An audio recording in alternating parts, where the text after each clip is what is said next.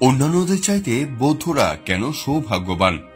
আমরা যারা বৌদ্ধ ধর্মাবলম্বী, আমাদের কয়েকটা বিশেষ কারণে নিজেদের সৌভাগ্যবান মনে করা উচিত। সাধারণ মনুষ্য হয়ে জন্মগ্রহণের চাইতে বৌদ্ধকুলে জন্ম লাভ করা পুণ্যবানের লক্ষণ, এবং তিনি আরও বেশি সৌভাগ্যবান যিনি বৌদ্ধ ধর্মের অনুকূলে জন্মগ্রহণ করে বুদ্ধের দুর্লভ সদ্ধর্ম সুন্দরভাবে প্রতিপালন করছেন। মনুষ্য জীবন লাভ করা দুর্লভ, বুদ্ধের প্রচারিত সদ্ধর্ম লাভ করা অতি দুর্লভ। বৌদ্ধরা মহাজ্ঞানী মহামানব সম্যক সম্বুদ্ধের আদর্শের অনুসারী, ইহাই সবচাইতে সৌভাগ্যের বিষয়। বৌদ্ধরা সম্যক সম্বুদ্ধ কর্তৃক দেশিত সদ্ধর্ম বা নৈর্বাণিক ধর্ম লাভ ও প্রতিপালন করতে পারছেন। এর চাইতে সৌভাগ্যের আর কি হতে পারে?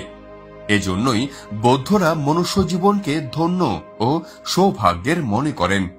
আমরা যারা বৌদ্ধ, তারা অন্ধবিশ্বাসে বিশ্বাসী না হয়ে বাস্তবসম্মত বিজ্ঞান মনস্ক গোড়ামি মুক্ত স্বাধীন ও মুক্ত চিন্তার ধর্ম লাভ করেছি বলে নিজেদের গৌরবান্বিত মনে করি।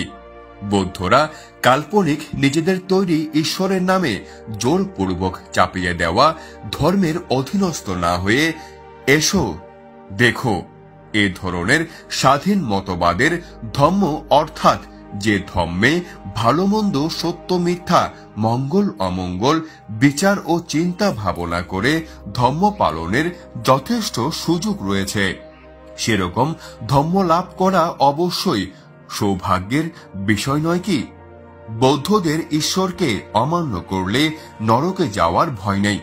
বৌদ্ধরা আত্মনির্ভরশীল জাতি। কুশল কর্ম মানব জীবনের জন্য সুখদায়ক, অকুশল কর্ম দুঃখদায়ক এ বিশ্বাসে বিশ্বাসী। অতএব কর্মই সব কিছুর মূল। নিজের কর্মের জন্য অন্য কেউ দায়ী নয়। বৌদ্ধরা কর্ম ও কর্মফলে বিশ্বাস করে। যেমন কর্ম তেমন ফল, ইহাই প্রকৃতির বিধান। নিজেই নিজের মুক্তিদাতা, নিজেই নিজের ভাগ্য বিধাতা।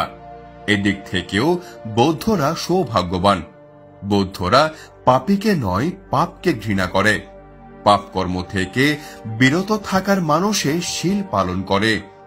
বৌদ্ধরা পাপ কর্মকে ভয় করেন। শীলরূপ জলে স্নাত হয়ে শীল গুণে বিভূষিত হন। এদিক থেকে বৌদ্ধরা সৌভাগ্যবান।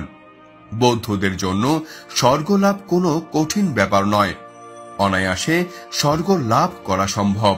তবে বৌদ্ধদের পরম লক্ষ্য লোভ দেশ মোহরূপ সর্বতৃষ্ণা ক্ষয় করে নির্বাণে উপনীত হওয়া, বিমুক্তি সুখের অধিকারী হওয়া, জন্মজরা ব্যাধি মৃত্যুর হাত থেকে চিরমুক্তি লাভ করা। তাই বৌদ্ধরা নিশ্চিত সৌভাগ্যবান। বৌদ্ধরা কারো ক্ষতির কারণ হন না, কারো সৌভাগ্য হরণ করেন না। জগতের সকলের মঙ্গল ও কল্যাণ কামনা করেন।